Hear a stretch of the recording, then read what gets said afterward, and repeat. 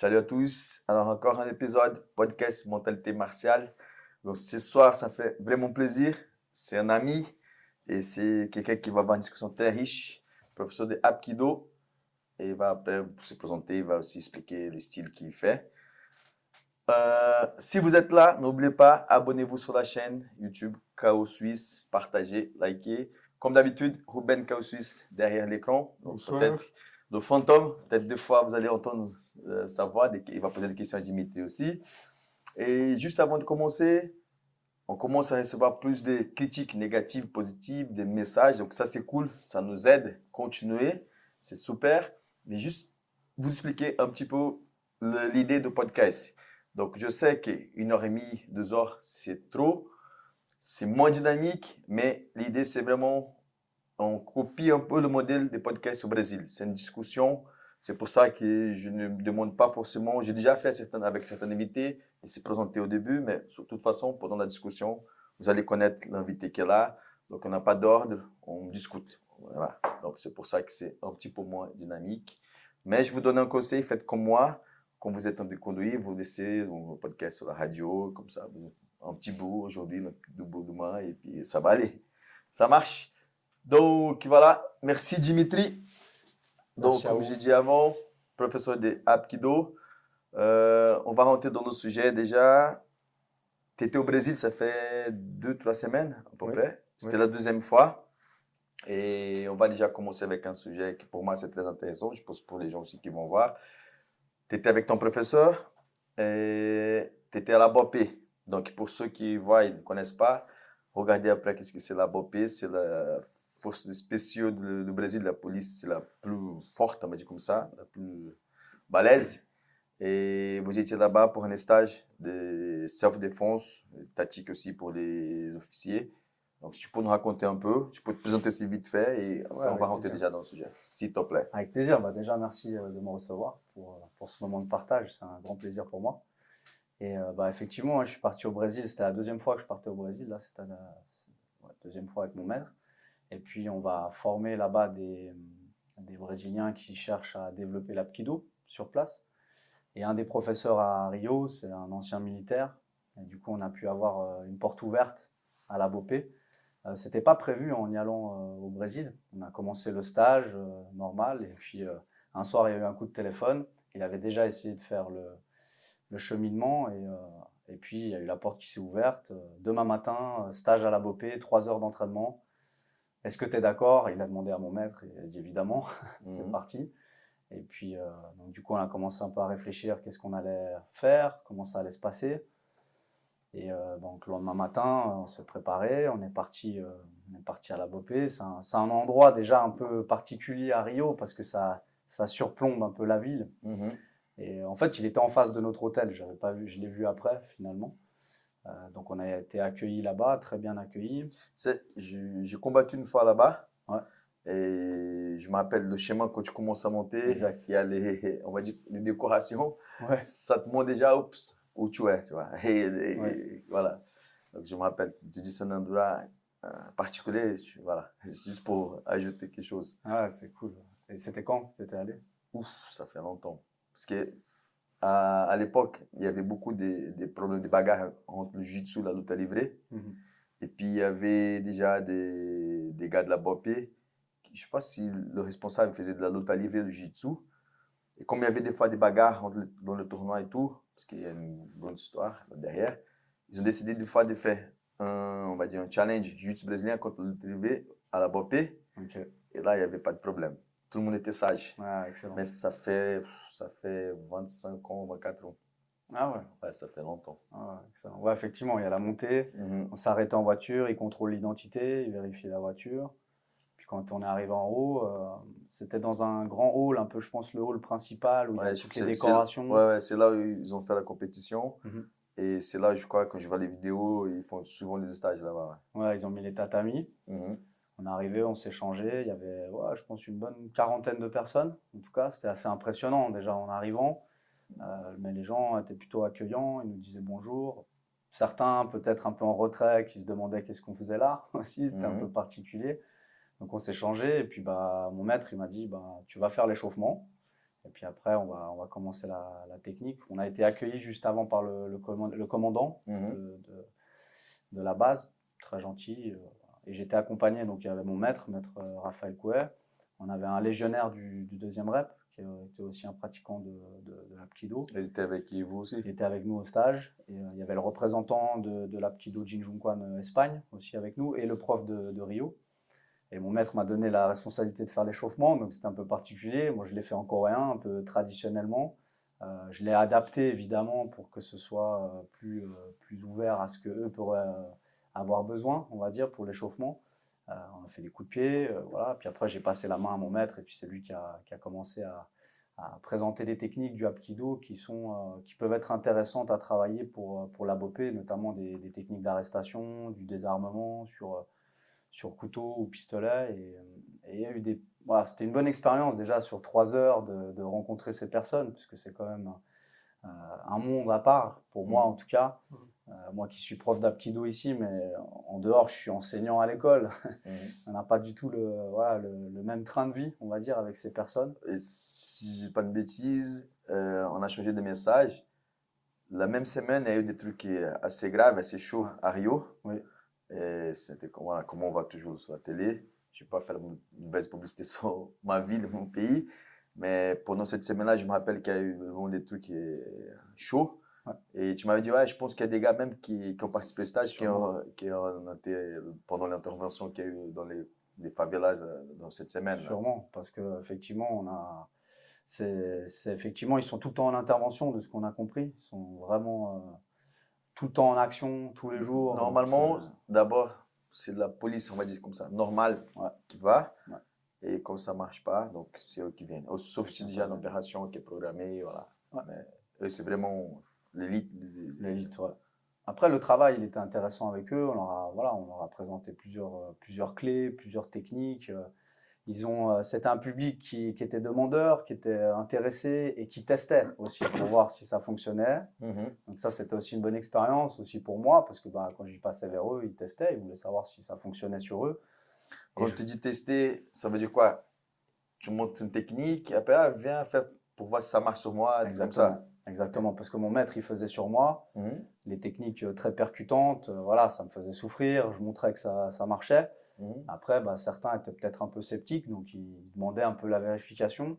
Et je ne vous cache pas qu'au niveau des gabarits, ouais, je suis vraiment très très mince par rapport aux personnes que j'ai vues. Et c'était vraiment impressionnant, franchement, le gabarit de ces personnes-là qui doivent s'entraîner vraiment tous les jours et vraiment très costauds.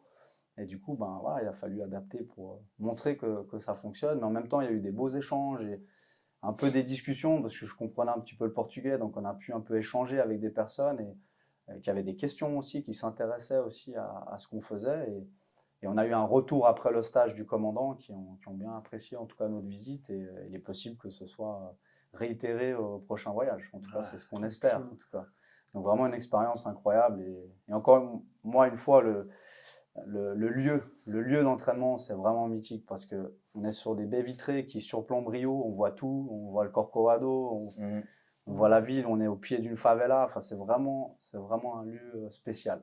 J'ai vraiment aussi essayé de profiter du moment, parce que c'est peut-être une fois dans la vie. Donc, et tu as déjà vu le film qu'il y a sur la BOPE? C'est les Tropas d'élite. Ouais. Ouais, c'est un film qui date maintenant. Ouais, il date. Et alors, 1 et le 2. Ouais. Donc, ceux qui écoutent, qui ne connaissent pas, cherchez, c'est intéressant. Si vous aimez les films d'action, policiers, donc ça, c'est très bien. Le 3, ils n'ont pas fait parce que le directeur, il était menacé après des morts et tout. Il est dû partir aux États-Unis. Ah ouais, ok. Ouais, parce que c'est donc le premier, il parlait plutôt de confrontation entre les dealers et la police. Et le deuxième, c'était les problèmes internes dans le gouvernement, la corruption. Du coup, il était obligé de changer un peu. Changer de pays, littéralement. Là, ce qui était intéressant, c'est qu'il y avait. C'est vrai que certaines techniques qui étaient à main nue, par exemple, ça leur a plu. Notamment des techniques d'arrestation qui ne nécessitaient pas de monotage, par exemple. Ça, ils ont vraiment apprécié. Parce qu'ils n'interviennent pas que dans les favelas non plus, de ce que j'ai compris. Ils interviennent aussi où il y a des lieux touristiques, où ils ne peuvent pas forcément sortir des armes. Et du coup, bah, certaines techniques étaient vraiment adaptées à ces milieux-là et à peut-être certaines interventions qu'ils auraient à faire. Donc ça, c'était aussi intéressant de voir l'intérêt qu'ils avaient sur certaines pratiques. Et puis au retour de feedback de ton professeur, comment il a vu les choses par rapport à... Donc il a déjà, on va parler aussi de ton maître après. Donc, si j'ai bien compris, il a déjà tourné toute la planète, on va dire comme ça, pour faire des stages. Ouais. Mais c'était la première fois qu'il a fait, donc là-bas, à la BOP, il a eu un retour, comment il a senti un peu les choses? Ouais, il était honoré hein, déjà. Hein. C'est clair qu'il a l'habitude de former des corps de métier de sécurité, des forces spéciales. Notamment, il a fait beaucoup le 2e REP, donc le 2e régiment étranger de parachutistes à Calvi, en Corse. Et donc, il a l'habitude de ça. Mais là, on sentait qu'il y avait aussi, voilà, comme tu l'as dit, c'est vraiment des personnes qui sont réputées aussi. Donc, il était honoré, je pense, déjà. Très content, déjà, aussi de vivre humainement l'expérience. Et au-delà de ça, ben aussi, lui, il est toujours preneur de nouvelles expériences aussi, de ce qu'il m'explique. Et on sent qu'il est passionné aussi par ce milieu-là. Donc, non, il est très content. Il a juste hâte qu'on recommence, je pense. Ah, c'est cool. Ouais, vraiment. Et une chose que je trouvais intéressante, tu as dit tout à l'heure que les gens, ils ont voulu tester, pas tous. Ouais. Et ça, j'ai remarqué, donc ça fait quelques années maintenant que je commençais aussi à développer un travail avec les forces de l'ordre. Et je sens un peu. Donc, déjà, le travail que je fais, c'est avec mes élèves, même de Shimodo, qui sont dans les forces de l'ordre à Genève ou même ailleurs. Mais dans ces domaines, des fois, c'est vrai que les gens, ils veulent tester un peu. Tu vois. Au moins, les stages de jiu-jitsu brésilien, des fois, j'ai déjà donné beaucoup de stages aussi, des fois, les gens essaient de tester aussi quand tu donnes un élève à moi, des fois, ouais, mais ça marche si je fais ci comme ça. Mais je pense que dans le domaine de la force de l'ordre, de self-défense, il y a toujours un peu plus ça. Je sais pas, c'est une impression. Donc, voilà, ça c'est intéressant. Ouais, pour moi, c'était un peu la première. J'avais déjà fait 1 ou 2 stages avec lui, j'avais cette chance-là. Mais là, c'est vrai que je pense qu'on a, on a été prévenus avant le stage. Parce que la personne qui nous a ouvert la porte, ils nous ont dit, bah moi, je vous ai ouvert la porte du BOPE, maintenant c'est à vous de montrer. Mais je vous préviens, ils vont vouloir tester. Donc on savait un peu à quoi s'attendre. Mais pour moi, c'était un peu une première d'être aussi testé comme ça et surtout, comme je leur dis, par des gabarits incroyables. Donc, c'était une bonne expérience pour ça. Donc, on peut enchaîner samedi passé dans le même sujet. Samedi passé, tu as organisé aussi la première fois à Genève avec ton maître, Shibodo à Honnay. C'était aussi un stage spécifique, si tu peux nous raconter un peu. Ouais, avec plaisir. Ouais, c'était la première fois. Je me suis dit, je pense qu'à Genève, ça peut être vraiment intéressant de faire un stage un peu découverte aussi pour les métiers de la sécurité, en laissant un peu un champ ouvert à différents corps de métier.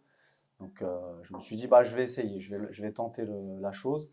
Et puis, on a eu la chance d'avoir vraiment différents corps de métier, notamment inspecteur police, police municipale, agent de sécurité, agent de détention qui était là aussi, aussi agent de douane. Donc, il y a pu y avoir vraiment un échange intéressant parce que mon maître, il a pu s'adapter aussi à ces différents corps de métier en montrant des techniques spécifiques pour chaque activité professionnelle. Donc, c'était vraiment une bonne ambiance. Bah, Ruben, tu étais là c'est vrai, samedi. J'étais là et j'ai beaucoup apprécié. C'était très dynamique. Franchement, c'était très chouette. Et on apprend toujours. Il y a toujours de quoi apprendre. C'était magnifique. Ouais, et puis il a pu vraiment montrer que l'apkido peut vraiment s'adapter à toute activité professionnelle de sécurité. Ouais, c'est ça que je trouvais très intéressant, c'est le fait de pouvoir passer de l'apkido traditionnel. Bah, celui-là que j'ai fait une fois avec toi d'ailleurs, bah, pour la chaîne. Et du coup, voir les mêmes techniques, ou quasi les mêmes techniques, adaptées à la dure réalité de quelqu'un qui doit intervenir à un moment donné. Franchement, je trouvais très chouette et très appréciable. Et merci pour l'invitation. Avec plaisir, merci à toi d'être venu. Pour moi, c'était aussi une bonne expérience, parce que moi, j'assiste à mon maître dans ces moments-là, donc c'est très formateur pour moi. Il y avait aussi d'autres collègues à moi d'Apkido qui sont là aussi pour apprendre.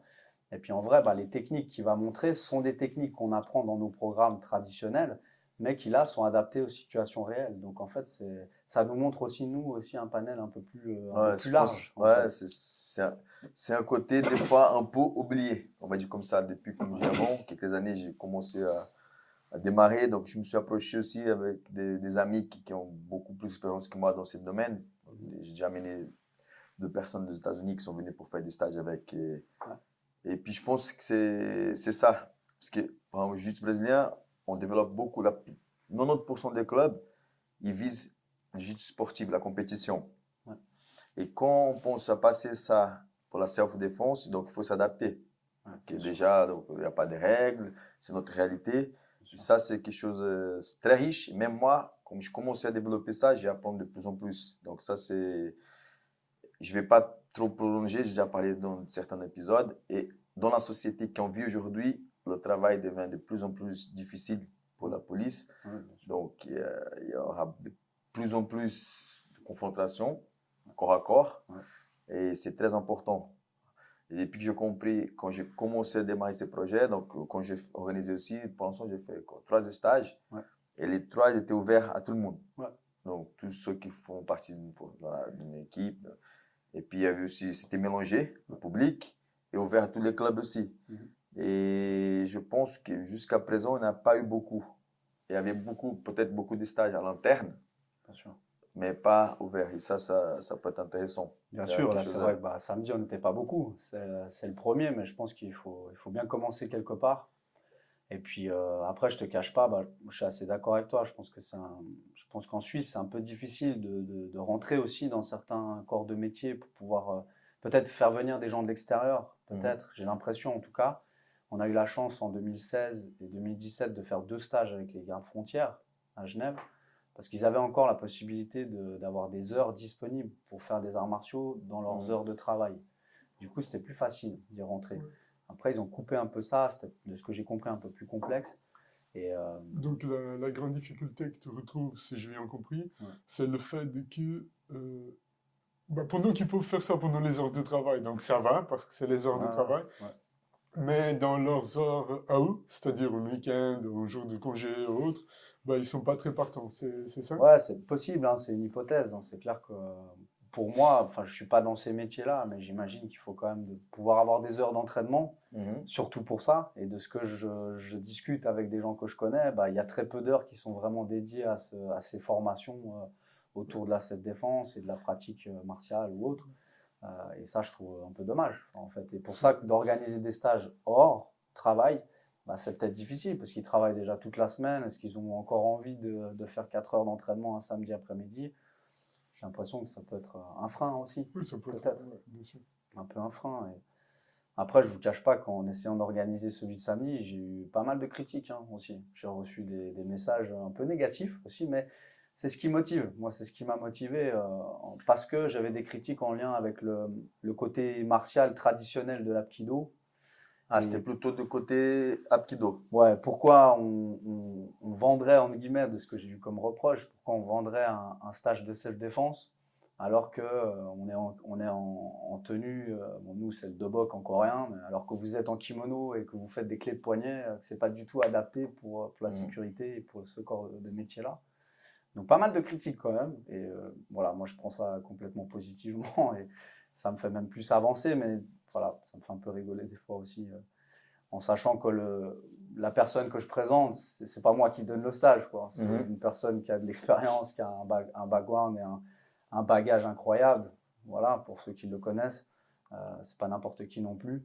Mais je pense que les gens ne prennent pas la peine non plus de s'ouvrir et essayer de regarder qu'est-ce que c'est, qu'est-ce qui se passe. Et ça, je trouve un peu dommage parce qu'on reste quand même des passionnés autour de ça. Bien sûr. C'est pas juste un stage de self-défense, c'est qu'on aime nos pratiques. Et je pense que toutes les pratiques sont... Et puis, on va toujours apprendre, ça c'est sûr. Toujours. Malheureusement, je n'ai pas pu aller, je t'ai expliqué. Mais c'est clair qu'il faut profiter. Ça, c'est une opportunité pour tout le monde. Bien sûr. Ouais. Donc, quand tu as parlé de ton maître, tu peux nous présenter un peu ton maître avant toi? Bien sûr, avec grand plaisir.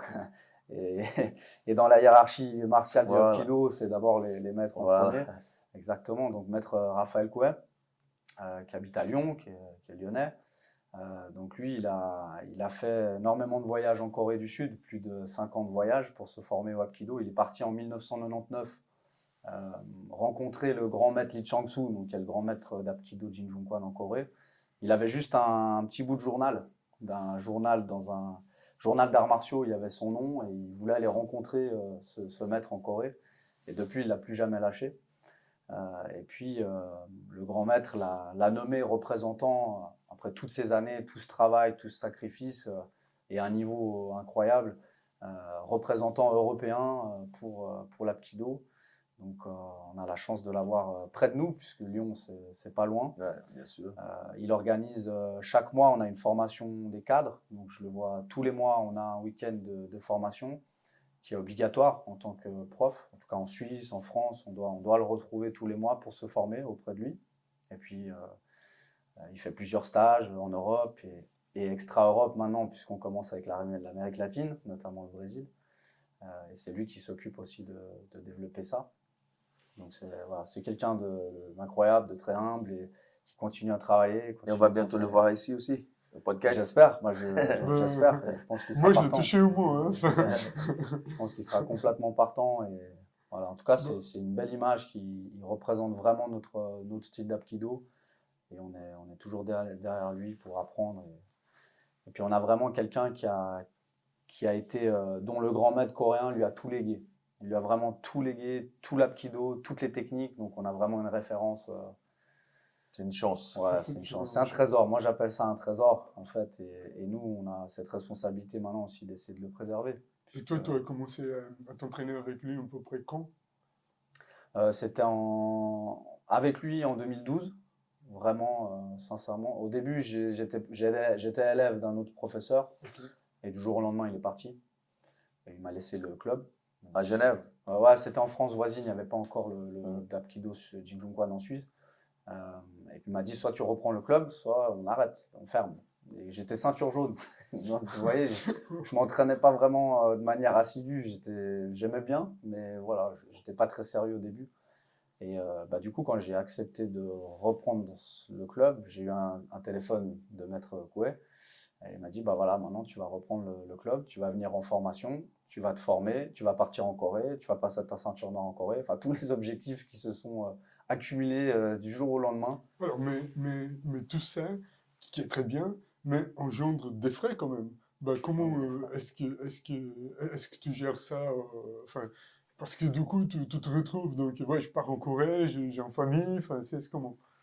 À l'époque, à 2012, je travaillais déjà, donc j'avais la chance d'avoir une activité professionnelle à côté. Donc effectivement, c'est des frais, c'est un investissement. C'est un investissement et si on regarde son parcours à lui, bah, il a beaucoup investi aussi avant d'en arriver là où il en est maintenant. Donc c'est aussi un exemple. Donc si on doit voilà, financièrement mettre de l'argent pour se former, bah, moi je ne vais même pas compter en fait, c'est important. Ok. Ça fait partie de ça. Juste avant que tu continues à nous raconter ton parcours, Bien sûr. tu peux nous expliquer les styles de Apkido? Parce que là, les gens qui regardent, peut-être qu'ils sont un peu perdus. Et aussi, quand tu as dit que tu as commencé avec la ceinture jaune, tu étais formé jusqu'à la ceinture noire. Ouais. Comment ça se passe en Apkido? Donc, déjà, par rapport aux styles qu'il y en a, l'origine aussi d'Apkido, peut-être je dis une bêtise, je ne sais pas si ça vient de Taekwondo. Tu m'as déjà expliqué, mais j'ai oublié, ou pas, rien à voir. Et après, les ceintures aussi, si tu peux nous raconter un peu. Bien sûr. Bon, au niveau origine, ça n'a pas la même origine que le taekwondo. C'est Voilà, vraiment une donc autre histoire. J'ai fait une bêtise. Après, ça reste coréen, évidemment, mais ça a des origines d'un autre pays qui est le Japon, puisque le fondateur de base du Hapkido s'est formé à l'aikijutsu d'abord. Et ensuite, quand il est rentré en Corée, il a utilisé l'aikijutsu et il a travaillé aussi avec les arts martiaux traditionnels coréens et ça a formé le Hapkido dans les années 50.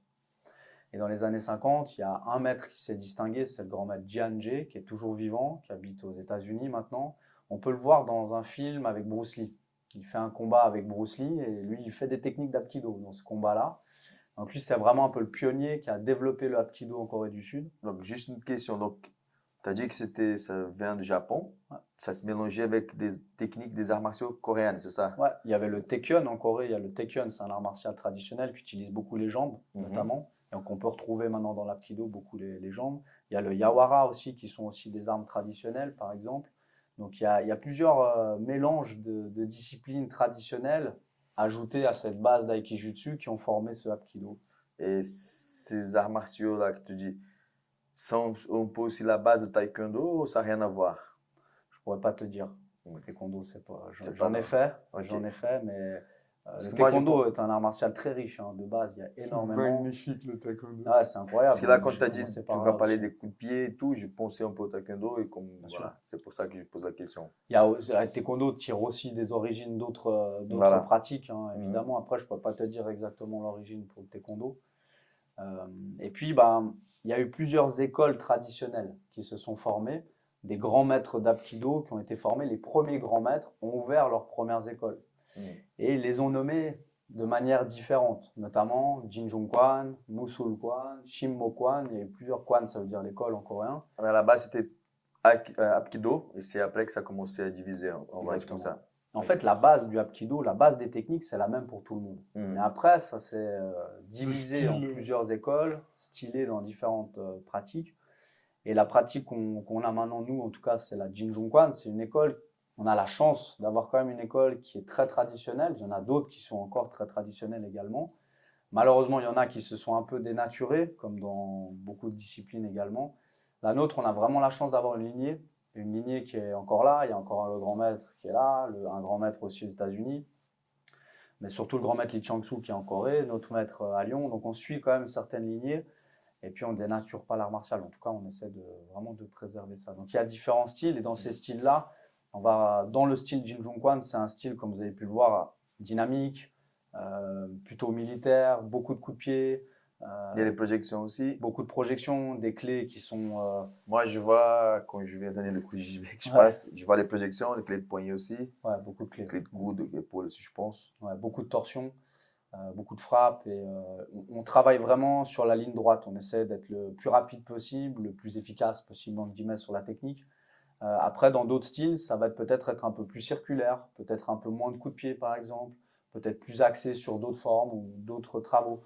Donc notre style, il a cette particularité-là et on a aussi cette particularité qu'il a aussi beaucoup été utilisé pour de forces de l'ordre aussi en Corée.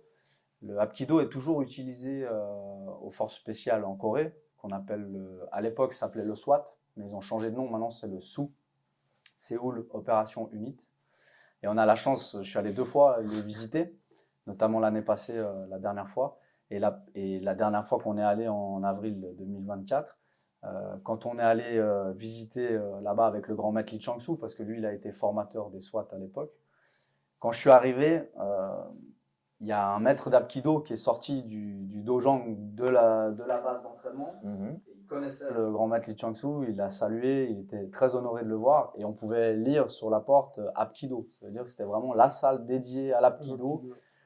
Et ça m'a, j'ai dit, ah ouais, c'est incroyable, en fait, c'est vraiment une pratique. Et ils étaient en train de travailler dedans, on ne pouvait pas aller les voir, malheureusement. Ils nous ont fait tirer après, on a fait du tir avec les policiers. Alors voilà, c'est aussi une belle expérience de visite. On ne s'est pas entraîné là avec eux, mais on a fait plutôt une visite d'échange et de moments de partage. Donc voilà, ça c'est aussi une particularité de la Jin Jung Kwan, c'est qu'on a aussi ces portes ouvertes là avec ces forces-là en Corée. Donc ça, c'est aussi, Et les ceintures, c'est comment? Donc les ceintures, on essaie de structurer notre école Jin Jung Kwan dans une structure d'apprentissage par ceinture, comme dans d'autres disciplines. Donc voilà, il y a différentes couleurs. Il y a 8 programmes en fait. C'est géré par la fédération aussi? Ouais, on essaie vraiment d'avoir tous un peu une harmonisation au niveau des programmes techniques. En tout cas là en Europe, en Corée également. Donc ce sera des couleurs, hein, jaune, bleu, marron, rouge et noir. Et entre-temps, il y aura des barrettes. Ça va faire 8 programmes, 8 passages de grade avant la ceinture noire. Et chaque passage de grade, il y a un programme technique à présenter. Et jusqu'à la ceinture noire, il y a 250 techniques de base à présenter, plus les coups de pied, plus les chutes, plus voilà, l'attitude, enfin tout ce qui va avec, évidemment, de progression. Et à partir de la ceinture noire, c'est un peu là que tout commence. Je pense aussi dans d'autres Ça, je voulais savoir disciplines. si ça continue. Ouais, c'est vraiment le début en fait. Ces 250 techniques sont des techniques de base, puisqu'au Hapkido, en fait, il y en a des milliers en fait, de techniques avec des milliers de variantes en fait. Et à partir de la ceinture noire, on reprend des différents programmes qu'on a vus avec d'autres clés, d'autres projections, d'autres d'autres variantes, d'autres angles. Et en fait, c'est jamais fini. En fait. C'est Mais après la complètement ceinture infini. noire, c'est des dames, c'est des barrettes, ou ça change aussi la couleur de la Non, alors ceinture. en fait, on passe le premier dan, c'est vraiment la base. Pour passer le deuxième dan, il y a de nouveau 250 techniques, à peu près. Donc on rajoute à peu près le même panel technique, mais ça va un peu plus vite, dans le sens où on a déjà une compréhension technique du premier dan. Si on continue à s'entraîner, le deuxième dan, ça peut aller ça assez rapidement. Mais c'est 1 an minimum. Il faut attendre 1 an entre le premier dan et le deuxième dan. À partir du deuxième dan, là, c'est que des techniques main nue pour l'instant. Et à partir de la fin du deuxième dan, on commence des techniques d'armement, désarmement, sur couteau, par exemple.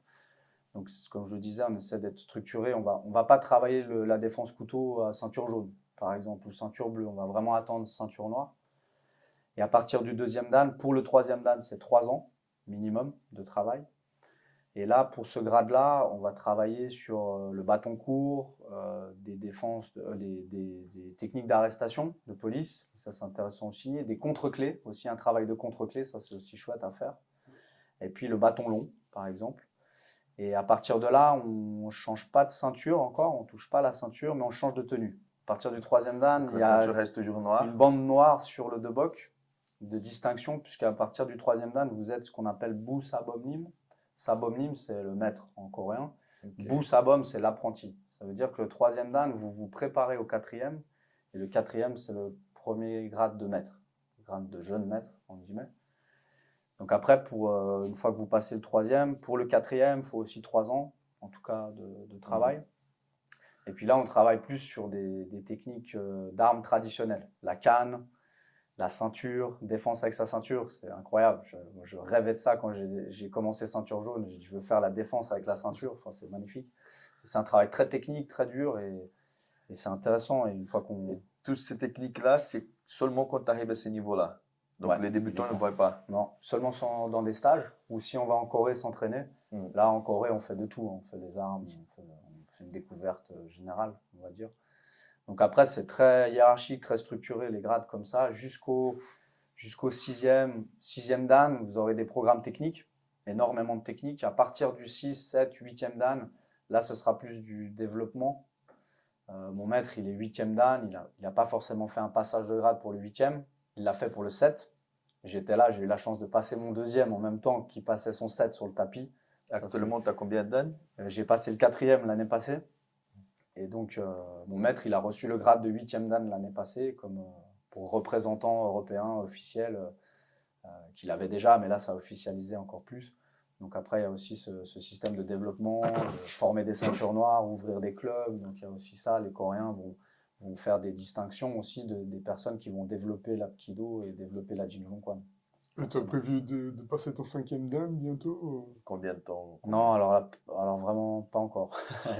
Là, Mais ça, c'est une question. C'est ton professeur, ton maître qui dit maintenant tu es prêt pour 5e dan, pour faire l'examen, on va dire comme ça. Ou c'est passé combien de temps? 3 ans? Faut passer. là, un peu plus quand même. Donc, c'est à partir, tu vois, on va imaginer que c'est 5 ans. Ouais. Donc, toi, tu dis, OK, 5 ans, je peux faire l'examen. Ou même si tu as 5 ans, et c'est lui qui va décider, non, attends encore 1 an, comment ça se passe?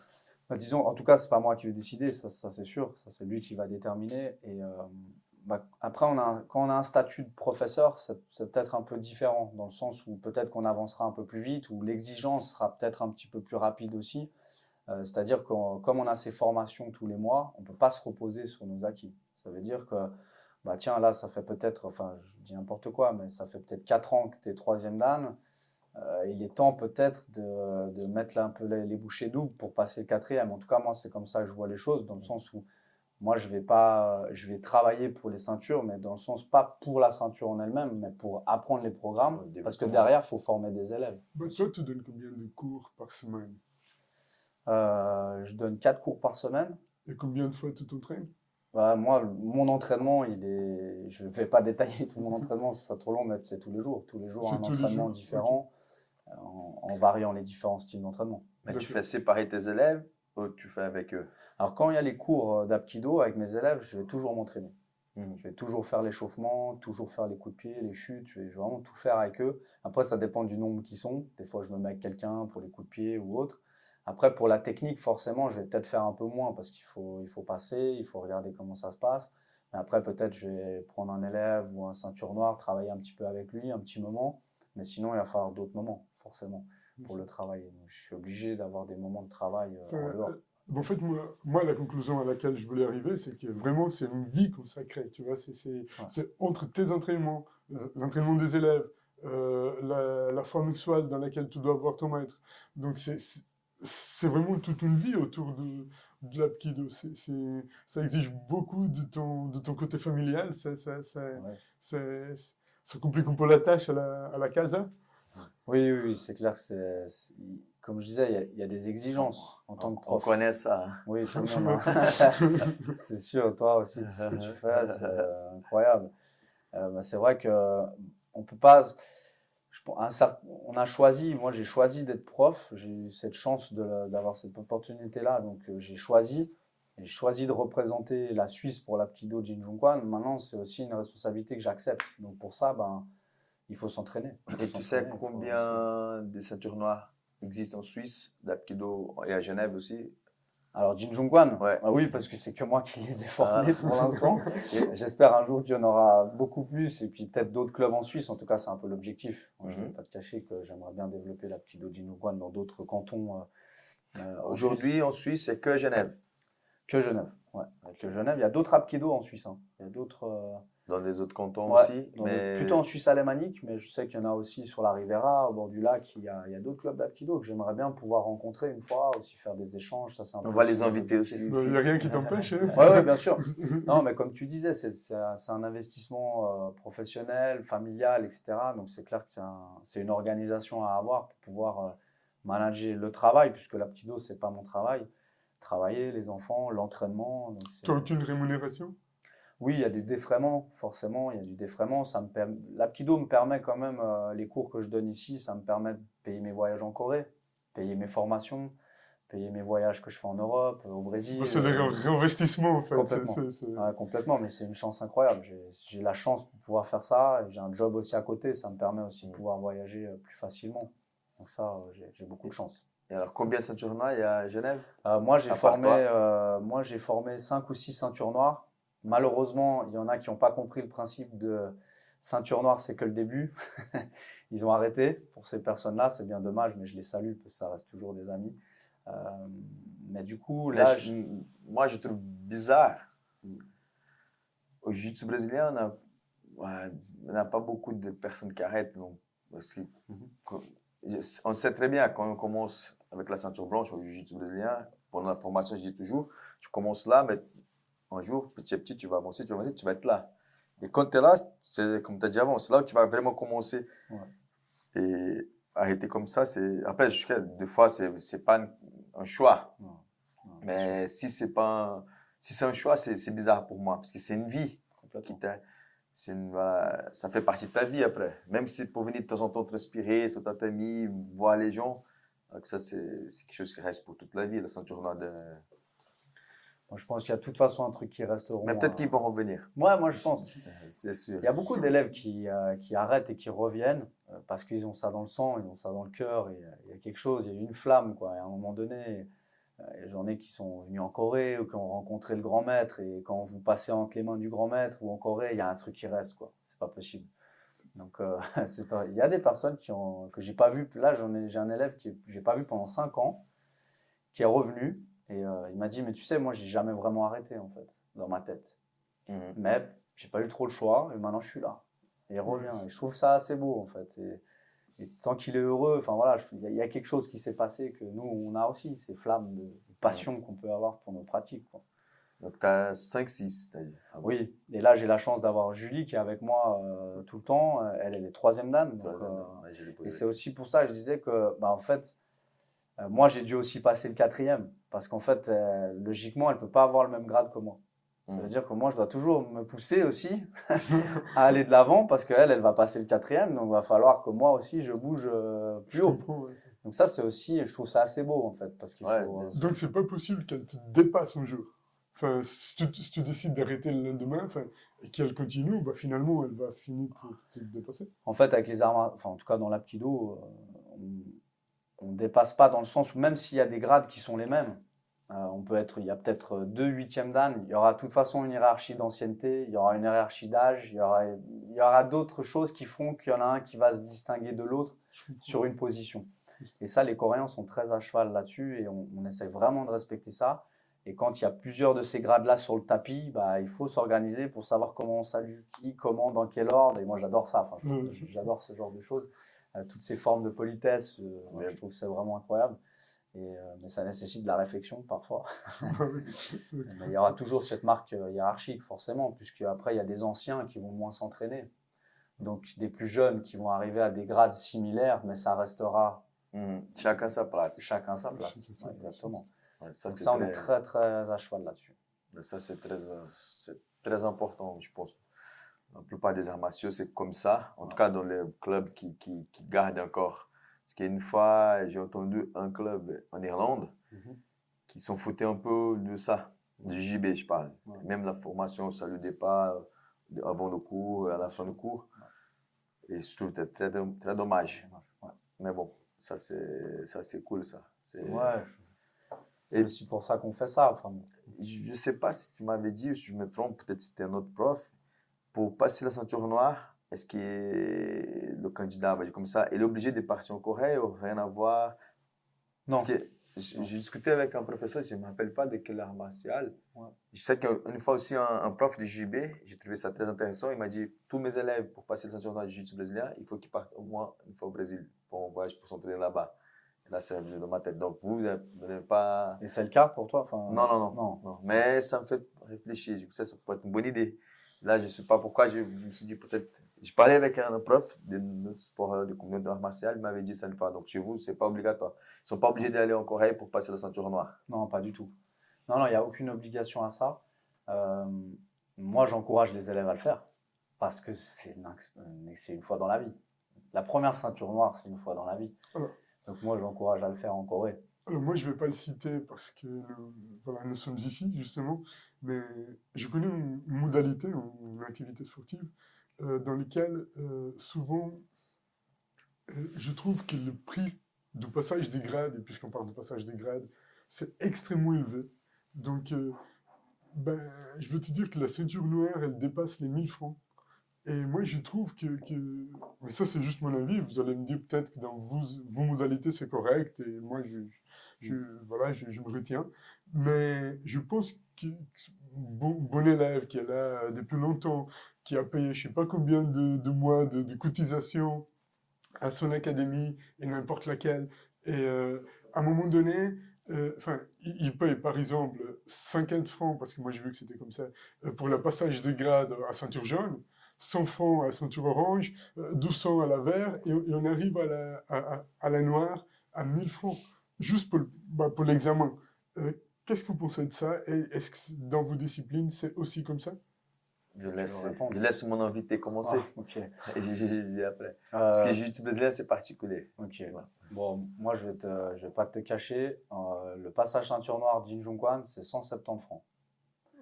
C'est très abordable. C'est très abordable. Nos passages de grade, puisqu'on en a fait un ce week-end dimanche, en tout cas pour moi, mes élèves, et tout l'argent va à mon maître quand il vient faire le passage, comme on a fait dimanche, je fais payer 20 francs, peu importe le grade.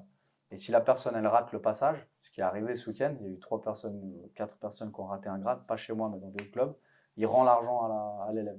Parce qu'il m'a dit, c'est lui en plus, il m'a appelé pour me le dire pendant le stage. Il m'a dit, tu vas rendre l'argent à ceux qui n'ont pas réussi parce qu'on ne fait pas de l'apkido business. Alors, c'est très intéressant ce que tu dis, parce que justement, dans l'activité que j'ai en moi, que j'ai dans la tête en ce moment, le problème, c'est que moi, je trouvais, et puis c'est juste mon avis, que ça vaut ce Tu veux pas balancer? Non. Que ces gens-là, ils donnent des ceintures. Et ça me coûte. Ça me déchire le cœur de voir quelqu'un qui travaille assidûment, qui vient, qui est là tout le temps, et qui bosse, quoi. Et à la fin, le gars qui est là, qui va une fois par semaine, il a la même ceinture que cette personne-là. Et tu vois qu'il y a un grain d'écart au niveau technique ou autre.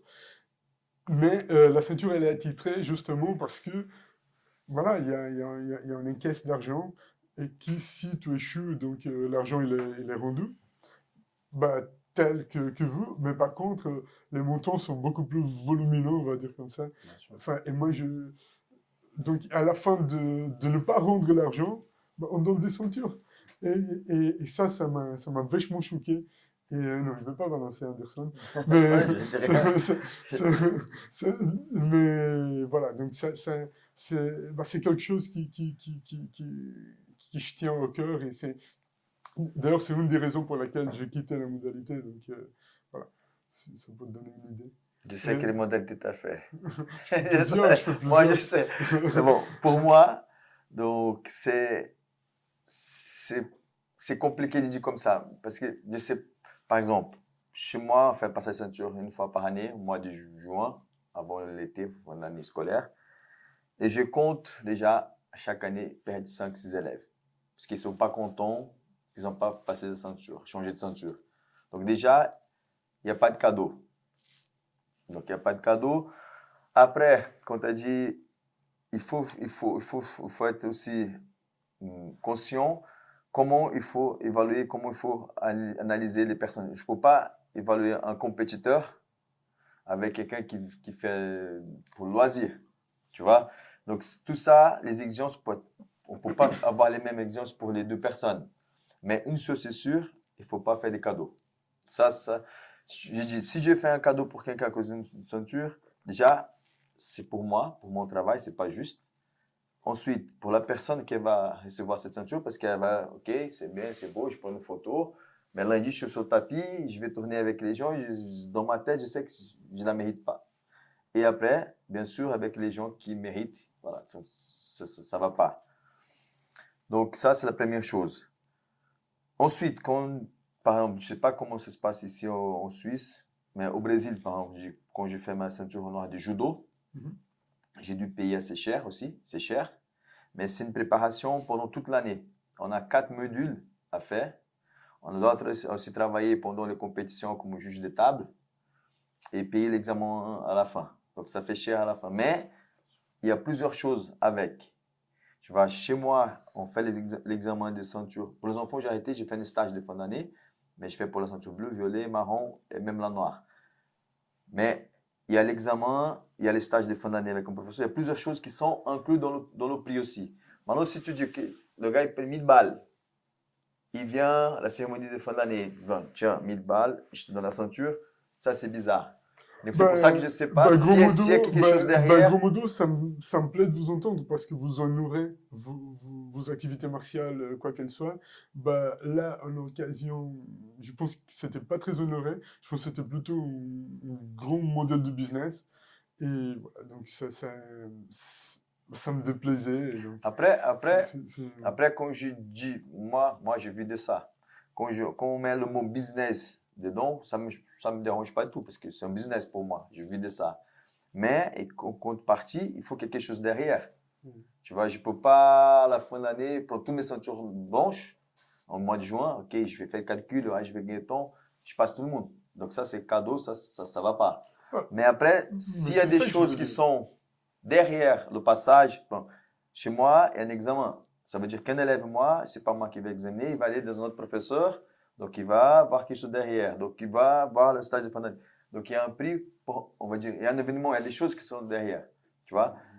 Il y a le prix de la ceinture aussi. Donc après, c'est pas comment tu vois. C'est pour ça que moi, avec les adultes, je fais pas les Bah, barrettes. je pense que vous avez répondu à Tu ma vois. question. Enfin, Ça dépend, tu vois. C'est difficile aussi de juger. Ah, 1000 balles, c'est cher, mais je sais pas qu'est-ce qu'il y a derrière tout ça. il y Si c'est juste, a, tiens, 1000 balles, il y a je un donne la examen, il y ceinture. a un examen qui, moi, je pense que c'est même pas très poussé. On parle pour la ceinture noire. Mhm, J'en ai vu plusieurs même, mhm. et même deuxième d'un. Et honnêtement, je pensais que c'était pas très poussé. Voilà, c'était juste un entraînement léger.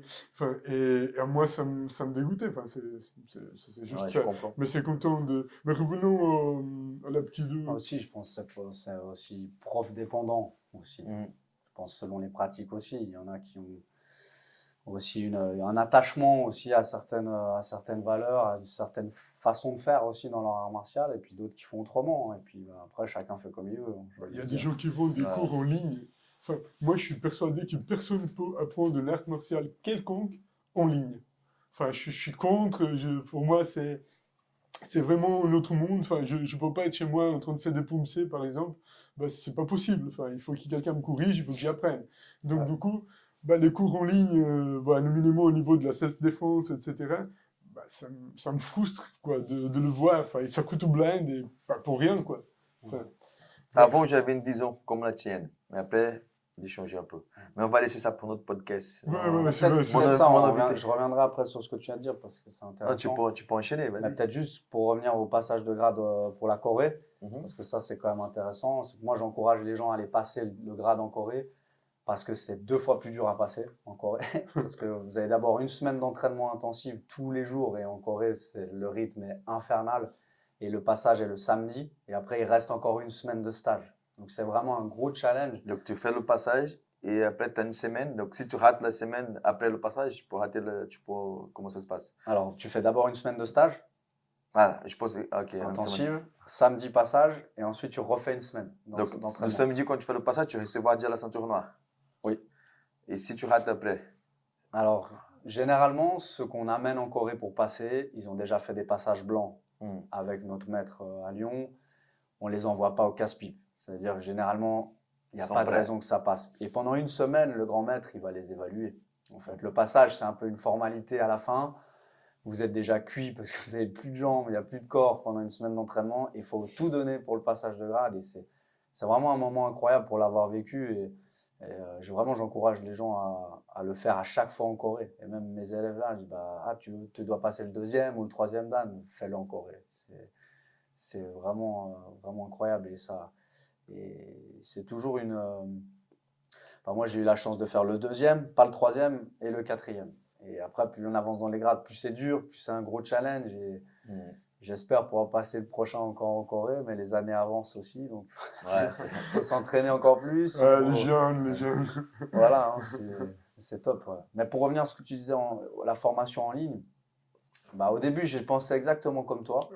Et en fait, maintenant, ce qu'on a depuis peu, on a créé une masterclass. On appelle une masterclass online. Ça veut dire qu'on a vraiment créé une plateforme d'entraînement en ligne avec les programmes techniques qui sont filmés pour avoir une sorte de pense-bête, on va dire déjà, pour ceux qui connaissent les techniques. Ok, mais ça n'empêche pas que tu vas faire les cours, que tu vas aux Ah classes. oui, ça va rien changer.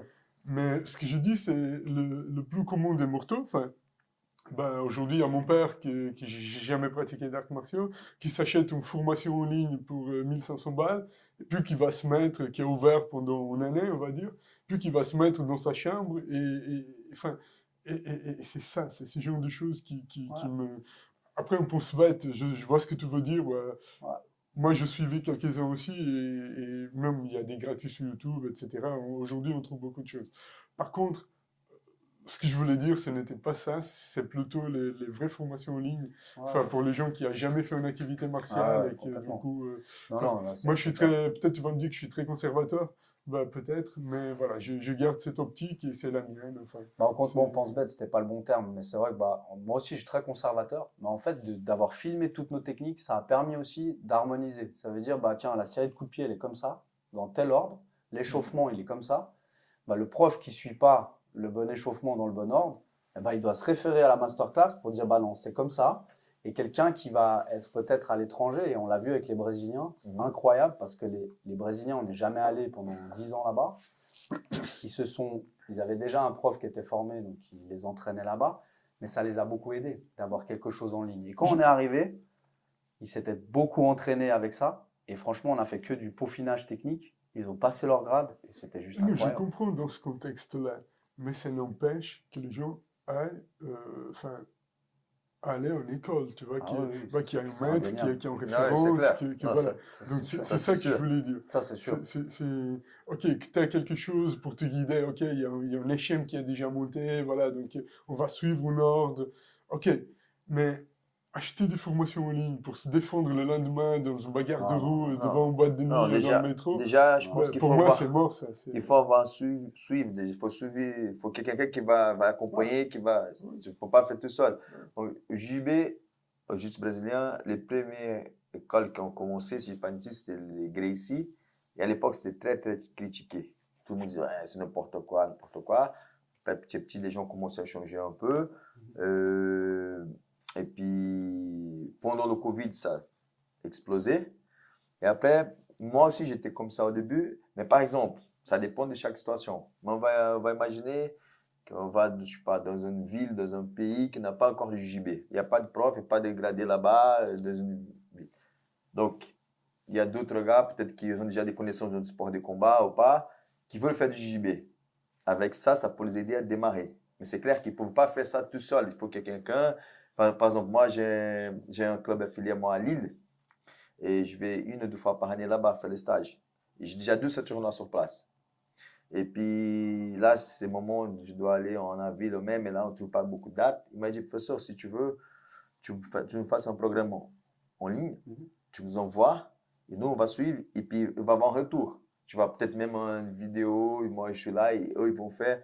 Dans ce sens, ça peut aider. Ouais. Tu vois, comme tu as dit aussi, tu as aidé les Brésiliens. Ouais. Après, on va imaginer, moi, jamais fait de Aikido. Moi et toi, on achète une formation, on commence à entraîner nos deux, on suit la formation, mais il n'y a personne qui va nous corriger, il n'y a rien du tout. Et ça, c'est encore le plus grave, c'est qu'à la fin de la formation, ok, j'ai complété tous les chiffres. Maintenant, j'ai la ceinture jaune. Après, tu vois, ça c'est n'importe quoi. C'est le gars Ça, qui va prendre de l'autoconfiance, parce que ça reste psychologique. Ouais, c'est clair. Il va s'y croire, en fait. Et dans une bagarre de roue, il va peut-être faire face à un couteau ou à n'importe quoi. Ouais, c'est clair. Et il n'a aucune connaissance à cet effet, juste parce qu'il a vu une vidéo d'un grand master. Ouais, c'est clair. Mais malheureusement, il y en a beaucoup. Je sais. Mais après, franchement, je ne critique pas, mais c'est pas très intelligent non plus. Tu vois, c'est pas, j'ai acheté une formation en ligne, je sais pas, tu sais, s'il y a de la vente, c'est qu'il y a de la demande. C'est sûr. Malheureusement. Et ça marche beaucoup. Ça, c'est sûr. Mais ça marche bien sûr, et puis ça coûte une blinde. Et le problème, c'est justement ça. Tout va gagner en autoconfiance. Tu penses que tu es bon, mais tu n'as jamais affronté vraiment quelqu'un, tu vois, tu n'as jamais pris une vraie patate. Et donc, du coup, là, quand il y a la primaire qui tombe, ça change tout, quoi. Ils vont vite comprendre qu'ils ont jeté de l'argent dans la poubelle. Ouais, c'est ça. Tu dis pour l'aspect où la personne pourrait croire qu'elle peut se défendre grâce à ça. Hein, c'est ça. Ça, je comprends. Mais c'est ça le grand problème. À Mais part que je trouve que c'est une arnaque. Mais... Nous, on a créé ça vraiment pour le peaufinage technique. Et en fait, on a créé 2 masterclass, une pour les profs et une pour les élèves. Ça veut dire que pour les élèves, c'est un cours en ligne. Ça veut dire qu'il y a l'échauffement, les coups de pied. Puis tu peux t'entraîner chez toi. Ça, c'est cool. Et la masterclass prof, par exemple, la dernière vidéo qu'il a fait, mon maître, il a retravaillé sur les saisies. Comment bien saisir un poignet, bien saisir pour faire une clé. Et c'est des peaufinages. Et pour nous, c'est super. C'est des trucs c'est de la peaufinage pour quelqu'un qui en fait déjà. Ouais, donc, c'est pas la même chose. Non, c'est clair. C'est un sujet intéressant, effectivement. Et pour la petite anecdote, au Aikido, je ne vais pas citer le pays, mais il y a un pays qui s'est octroyé, qui a franchisé la Jinjongquan, qui a essayé de franchiser la Jinjongquan, et ils vendaient des packages avec dedans une ceinture noire, 4e dan, il me semble que c'était 4e dan, avec un dobok, donc une tenue de maître, un diplôme de maître, et puis un DVD technique. Et puis, si on achetait cette formation, je ne sais plus combien de milliers de dollars c'était, on achetait, on est franchisé, c'est-à-dire qu'on est sous leur responsabilité, et on devient maître de Jinjongquan du pays. Suite à ça, on a protégé, donc en Europe maintenant, la Jinjongquan est protégée légalement. C'est-à-dire que les drapeaux, les logos, tout est protégé. Personne ne peut s'octroyer ça parce qu'on s'est défendu de ce pays qui faisait ça et qui vendait en plus le DVD technique de notre maître coréen. Donc en plus, vraiment le truc pas du tout logique. Donc, ça montre un peu aussi des fois les idées un peu farfelues. Mais le pire, les gens qui font ça, c'est déjà n'importe quoi. Mais le pire, c'est les gens qui achètent. Et comme tu as dit, c'est à le marché parce qu'il y a la demande et ça marche.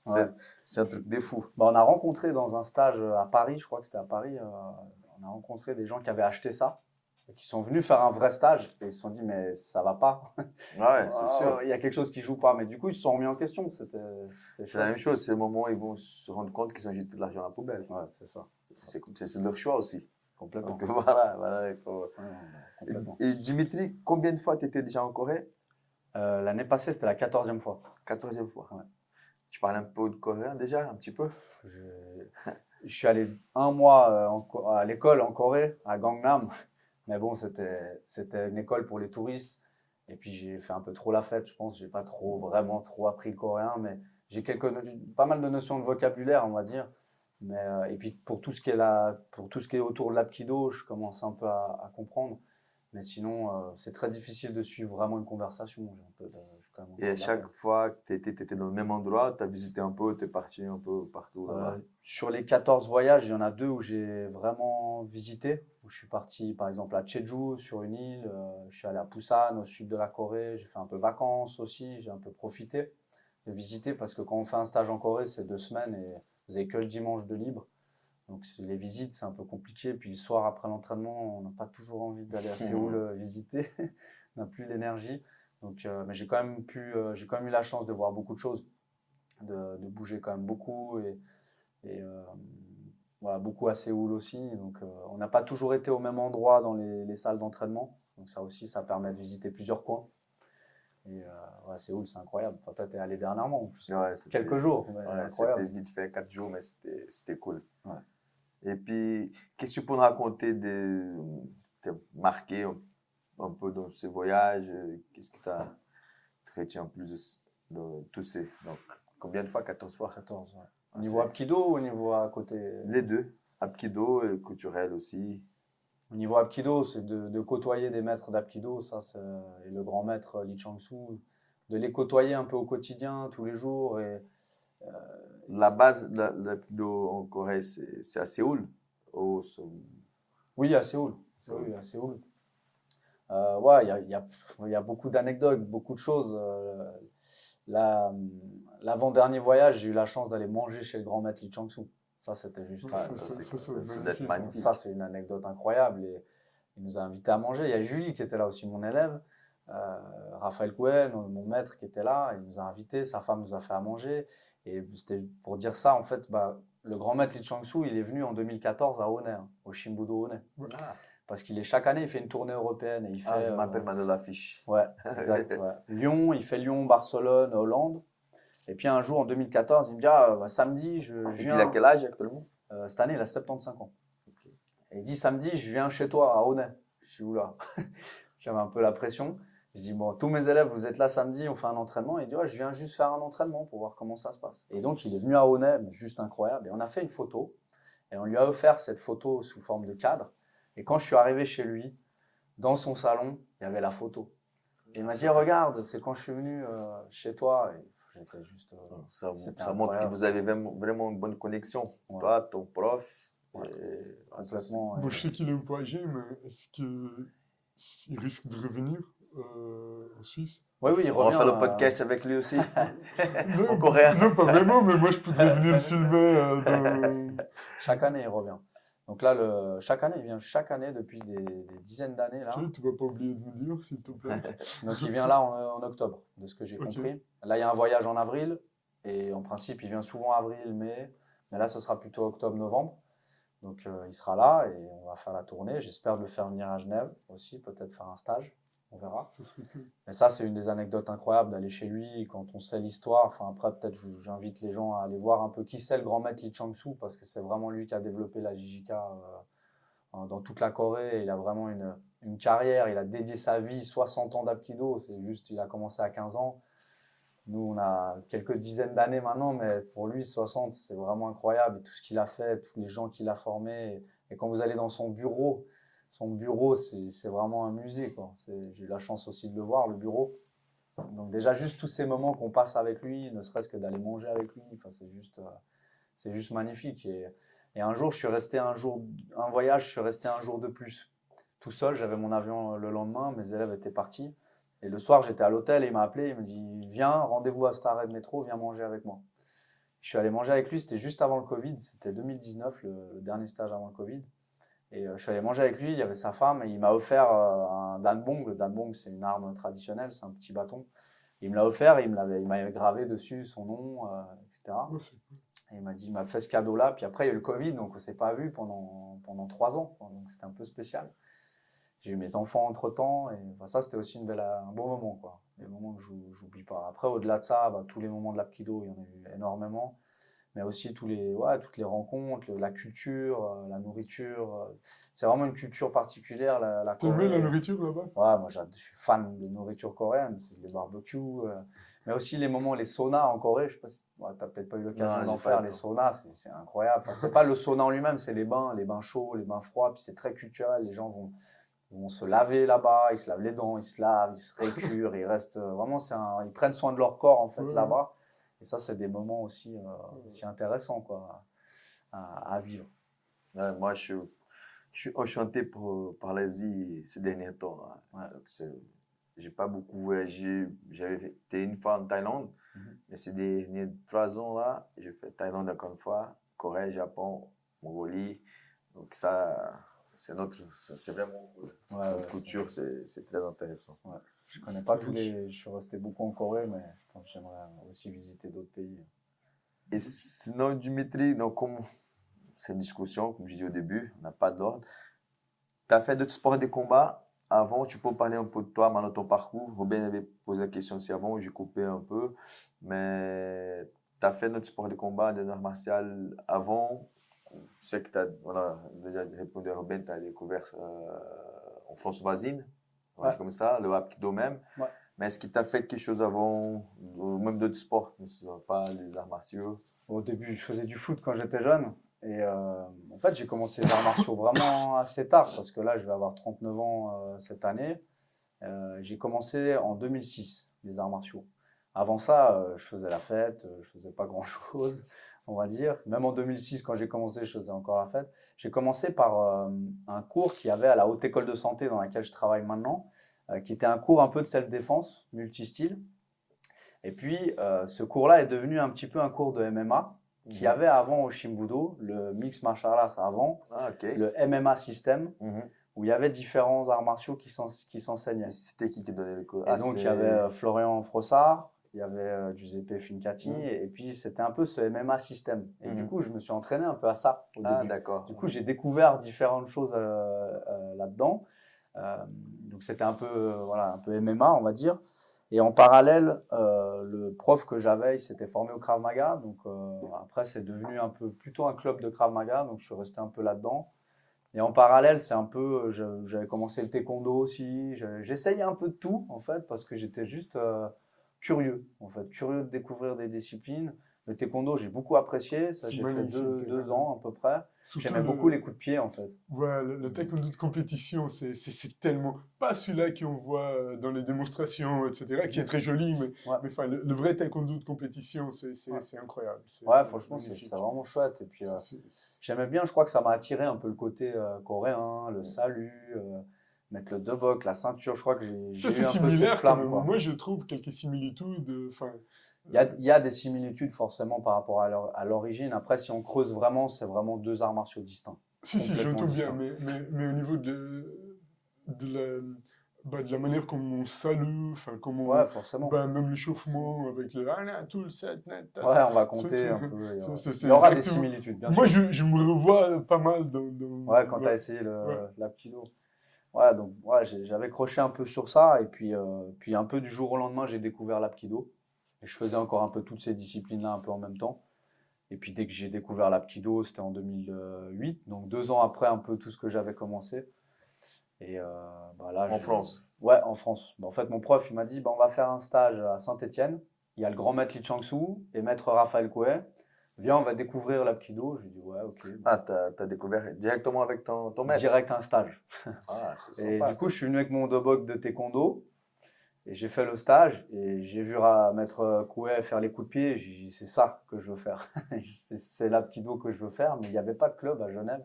Et le club était à Margencel, c'est vers Thonon. J'ai Tu un connais club de Marge? JB là-bas. Ouais, t'as un club là-bas, c'est ça. Ouais, Du coup, je c'est suis allé là-bas m'entraîner pendant quelques années, en fait, jusqu'en 2012. J'allais là-bas le soir, Margencel, Douvaine aussi, avec mon prof. Et puis jusqu'en 2012 où il a lâché. J'ai gardé le club en 2012 et j'ai ouvert à Genève, en même temps au Shimbudo. J'ai eu la chance d'ouvrir au Shimbudo. Donc après, j'ai gardé un peu les clubs en France et en Suisse, jusqu'en 2018. Et après, là, j'ai donné à 2 élèves, Douvaine et Bourg-en-Chablais. On a deux clubs. Je les ai donnés à mes élèves, les clubs. Maintenant, je me concentre sur Genève. On a ouvert Grange Canal il n'y a pas longtemps. Ça débute aussi, donc c'est cool. J'espère peut-être ouvrir une 3e salle à Genève, j'aimerais bien, ou peut-être même à Cointrin, si une fois il y a un créneau aussi, ce serait cool, ça ferait 3 endroits. Donc après, j'ai tout lâché, hein. Le reste, j'ai arrêté, je me suis consacré que au Hapkido. Et il y a déjà tellement à apprendre que j'adorerais faire du jiu-jitsu, j'aimerais tester aussi d'autres choses, parce qu'il y a plein de choses, c'est la passion, hein, des arts martiaux, mais j'ai pas le temps. J'ai beaucoup de travail avec ce que je dois faire. Ça, c'est un vrai problème. Ouais.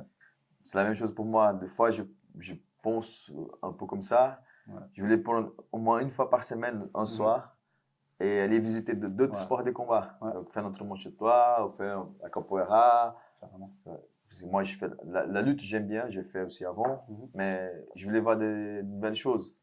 Mais le temps, c'est voilà, de tester. Donc, ça, c'est. Il y a déjà beaucoup à faire. Ouais, mais c'est vrai que c'est.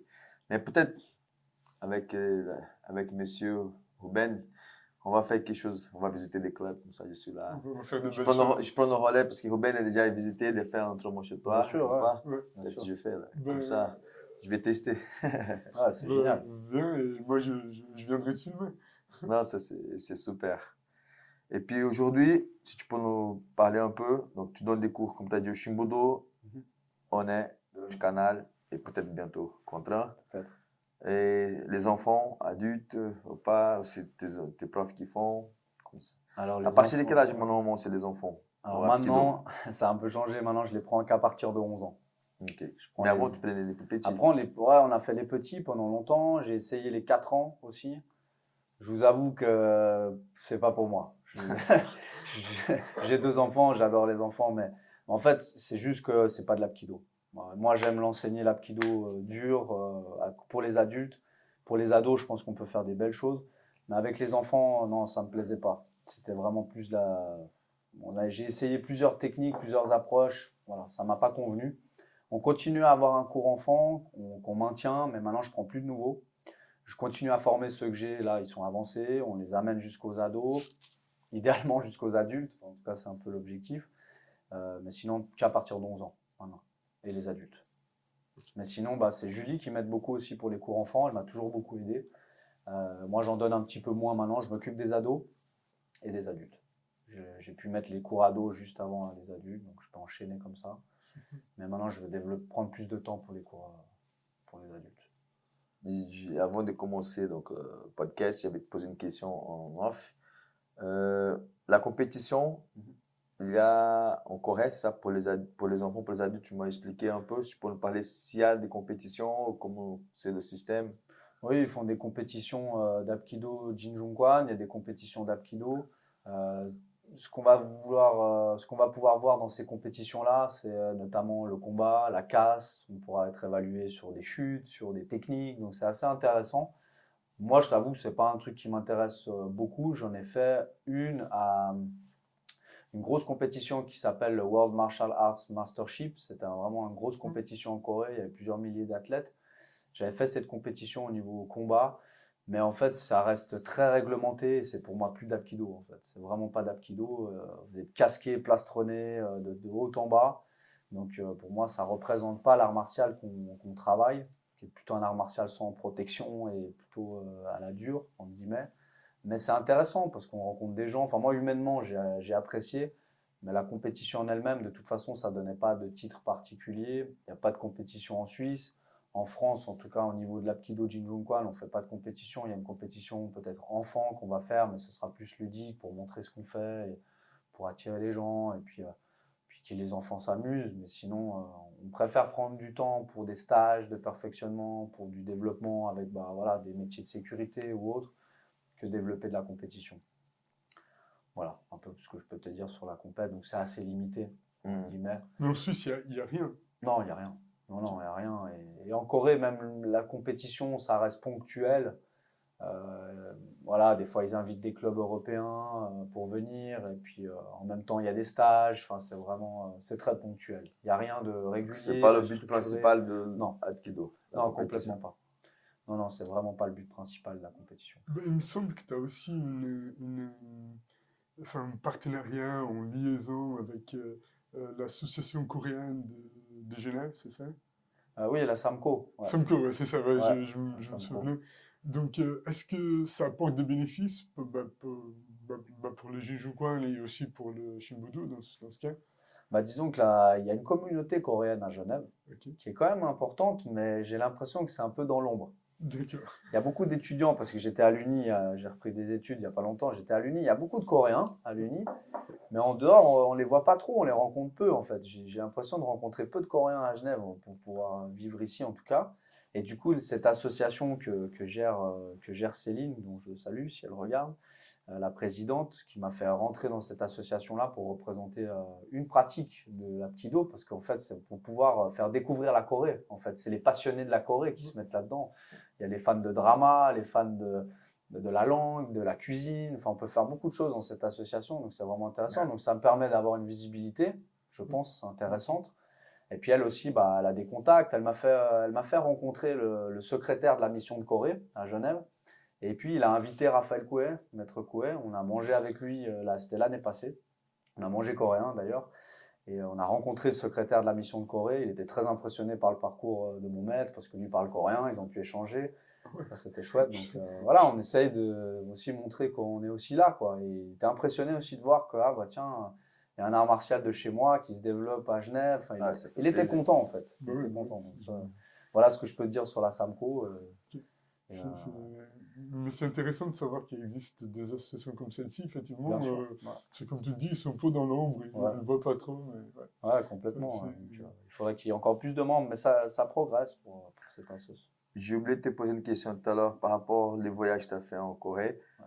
Est-ce que tu as déjà pu participer ou voir un entraînement pour la police là-bas de Hapkido? Non, moi, j'ai pas eu cette chance-là. On a visité 2 fois les SWAT. En tout cas, moi, j'ai eu la chance de les voir 2 fois parce que j'ai pu être sélectionné par mon maître pour pouvoir aller les voir. On n'a pas eu la chance de s'entraîner avec eux. Par contre, nous, on a vu où ils s'entraînaient à l'Apkido à l'époque avec le grand maître. Il nous a expliqué comment ils s'entraînaient avec, il nous a montré les lieux d'entraînement. Et puis, ils ont fait une démonstration, pas d'arts martiaux, mais d'intervention. Donc ça, on a pi voir quelque chose d'intéressant. Ouais. Ça, c'était la première fois, c'était en 2016. Et puis l'année passée, 2024, ils nous ont invités à tirer, quoi. On a fait du tir avec eux. Enfin, c'est pour montrer aussi la confiance qu'a le grand maître, parce que C'est de clair, donner ouais. des armes à des étrangers qui arrivent pour faire du tir. On avait avec nous un Français qui travaille au PSIG à Lyon, c'est des unités d'intervention de la gendarmerie. Ouais. Donc il y a eu cet échange entre les deux polices aussi, ça faisait une image aussi intéressante Mhm. pour tout le monde. Puis ils nous ont invités à faire du tir. Enfin, moi, j'avais jamais tiré, quoi. C'était rigolo. C'est rigolo. C'était rigolo. Moi, j'aurais adoré pouvoir faire un entraînement. En plus, on entendait s'entraîner. Il y a un maître qui est sorti, qui faisait de l'apkido, mais on n'a pas pu. Mais peut-être que ça, c'est en pourparler et que ça pourra Et ton maître, toucher. je pense qu'il est déjà, tu sais s'il est déjà participé ou... En Corée, non. Ah. Non, il me semble pas, en tout cas, avec la police. Le grand maître Lee Chang-soo, oui, parce qu'il a formé les gardes du corps du président. Il a Ça formé. doit être un peu fermé. Hein. C'est peut-être plus difficile quand vous n'êtes pas coréen. Mhm. C'est possible. C'est possible, mais on a quand même des contacts. Donc peut-être qu'un jour, en tout cas, je pense qu'il adorerait pouvoir le faire. Et si un jour ça peut se faire, ça se fera. Hein. Et j'espère pouvoir être là si ça se fait. Mais ça, c'est une autre histoire. Ok. Donc, on arrive vers la fin. Ouais, il nous reste juste que tu nous dises si les gens ils vont s'entraîner avec toi, où est-ce qu'ils te trouvent et comment. Voilà. Ouais, Et ouais, avec plaisir. tu peux aussi laisser un message voilà, par rapport au travail que tu fais avec l'Apkido, ou au travail que tu fais au club, comme tu veux. Et Si chez tu toi. veux, la chaîne est à toi. Ouais, le premier message, c'est je suis content d'être là, de parler de ça, parce que c'est de la passion. Et je pense que chacun doit, si vous avez une passion, peu importe laquelle c'est, si vous avez la même flamme qu'on peut avoir, pour toi le jiu-jitsu, pour toi pour d'autres disciplines, et pour ce que tu fais avec tous ces podcasts avec Anderson, bah, si on peut trouver un peu de cette flamme-là, bah, c'est génial, quoi. Donc, en tout cas, j'espère que mes élèves et que ceux qui viendront peut-être découvrir l'Apkido ou d'autres disciplines martiales, bah, vous trouverez un peu la même flamme qu'on peut avoir, parce que ça aide beaucoup dans la vie, en tout cas. Donc, en tout cas, C'est pour toute la vie. pour toute la vie. Pour moi, c'est un bagage pour combattre la vie, être bien. Et c'est au-delà de faire des coups de pied et des clés. Ça va beaucoup, beaucoup plus loin que ça. Et c'est des rencontres, c'est des bons moments, c'est des voyages, c'est tellement de belles choses que j'invite les gens à découvrir l'Apkido parce que grâce à l'Apkido, notamment, on peut vivre ces choses-là, en tout cas. Et puis, il y a tellement de choses à apprendre, il faut se dépêcher de venir parce que le travail, il est tellement infini. Déjà, rien que pour moi, ça fait bientôt 20 ans, j'ai l'impression des fois de rien savoir et qu'il faut tout apprendre et il y a beaucoup de travail. Donc, n'hésitez pas à venir, en tout cas, pour découvrir, ne serait-ce que découvrir. Donc, on s'entraîne au Shimbudo Aone. Il y a tous les horaires sur le site. Grange Canal également. Et puis, peut-être d'autres clubs à l'avenir, j'espère. On verra. Ça marche. Donc, comme je vous avais dit, très riche. J'espère que vous avez bien profité. N'hésitez pas à partager notre podcast Mentalité Martiale. Donc, un bon exemple là avec nous ce soir, Dimitri. Merci Ruben. Abonnez-vous sur la chaîne, partagez, likez. Merci encore une fois, Dimitri. Merci pour l'invitation. Hein. Bonne soirée. Merci beaucoup. Merci. Très chouette. Et continuez comme ça. Et effectivement, abonnez-vous. Voilà. Partagez tout. C'est vraiment, on a la chance d'avoir ça. Hein. Merci beaucoup. Merci beaucoup.